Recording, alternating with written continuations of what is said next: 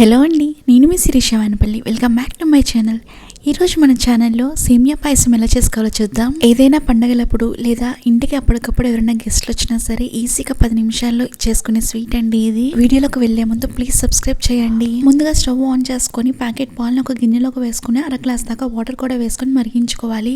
పాలు మరిగేలోపు కడాయిలోకి నెయ్యి వేసుకొని జీడిపప్పు వేసుకొని పక్కకి తీసుకొని అదే ప్యాన్ లోకి సేమియాలు కూడా వేసుకొని ఫ్రై చేసుకోవాలి. ఇక్కడ 1 కప్పు దాకా సేమియాలు వేసుకున్నాను. పాలు మరుగుతున్నప్పుడు ఇలా కలుపుకొని ఒక 5 నిమిషాల పాటు మీడియం ఫ్లేమ్లో పెట్టుకొని మరిగించుకోవాలి. ఇలా పాలు మరిగిన తర్వాత దీంట్లోకి సేమియాలు వేసేసుకోవాలి. సేమియాలు కూడా వేసుకున్న తర్వాత ఒక 3 నిమిషాల పాటు మరిగించుకొని దీంట్లోకి షుగర్ ఇంకా ఇలాచీ వేసుకోవాలి. నేను షుగర్ ఇక్కడ ఎంత వేసుకున్నానంటే 1 కప్పు సేమియాలు వేస్తున్నాను కాబట్టి 1 కప్పు దాకా షుగర్ కూడా వేసుకున్నాను. మరొక 2 నిమిషాల పాటు ఈ సేమియాని ఇలా మరిగించుకొని జీడిపప్పు వేసుకుంటే సేమియా పాయసం రెడీ అండి.